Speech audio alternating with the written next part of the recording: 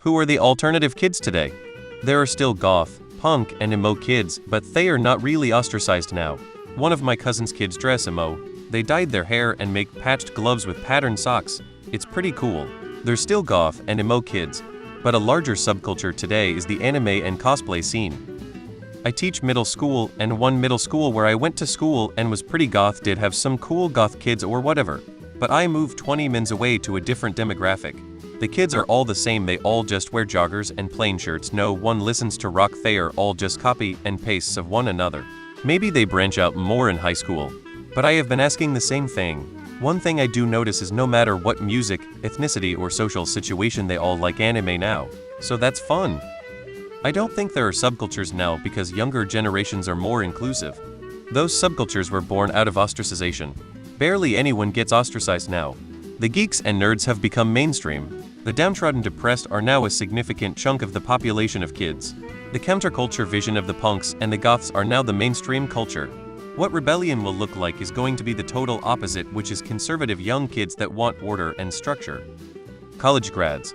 Trying to enter the workforce these days is pretty disillusioning. I have an emo daughter. She's in middle school. Cringe culture kinda killed people expressing themselves for a bit, but it seems to be turning around in a good way. E-girls and e-boys were a recent subcultural phenomenon that grew on TikTok around the rise of Billie Eilish.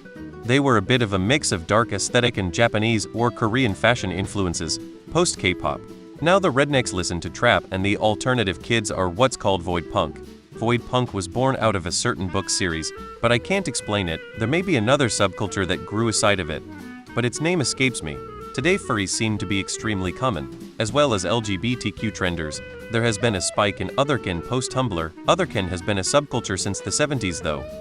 When I went to school, 95 of the kids dressed the same and a tiny number looked a little different and they got picked on, ostracized.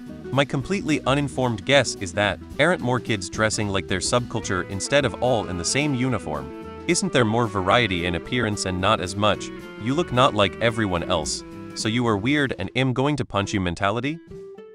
If you're at the mall and pass the Hot Topic, you'll notice that the band shirts are all replaced with anime shirts.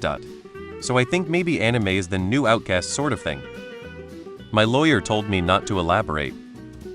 TBH, I think it's the furries. Fortunately, I think kids today are growing up with lots of people who are very different, and there is a lot less of this othering different people crap that used to exist. They don't care for it, and it just may be the best generation. Are transgender kids regarded as an alternative group? This is a question, not a comment. It's still goth, punk, and emo, just more expensive and boring, mostly speaking on emo here. As for music, there's for sure some good new stuff out there somewhere, but this generation doesn't have their own MCR or Slipknot or anything. The industry is completely different now, and bands just aren't blowing up anymore for multiple reasons. So for the most part the kids just continued to listen to the same bands that were big with the last generation of alt kids, except those bands only play arenas and are really expensive now. And they also missed out on the peak of their careers on top of that. There are no new unifying artists because the industry is just far too oversaturated for that to happen. As for clothing, again, expensive and boring now. It's mainstream enough that you have a million companies like Killstar and Dollskill just serving pre-curated alt fashion on a pallet for you to buy, whereas in the past you just bought normal clothes and made them look alternative yourself, because brands weren't out there doing it for you. I feel really snubbed out of 90s his alt culture as a 21 baby got into it around 2013. If I was born 5 years earlier I could at least caught the tail end of the 2000s. But I was too busy being 9. My niece is goth. They are still around. My kid is kind of mainline. Don't really see anyone standing out at his small school. Well, maybe some gender non-conforming kids? Are they the alternatives of today? No one knows, they've never been seen in the wild. Legend has it they exist, sealed in little chambers with communications devices they either hold in their hand or place on their head, controlling tiny men through large glass screens for their amusement, like in the tales of the Olympian gods in Greek myth. Elders in the community will often leave offerings of food and drink at the doors of suspected chamber entrances, but to date no one has ever been seen to emerge.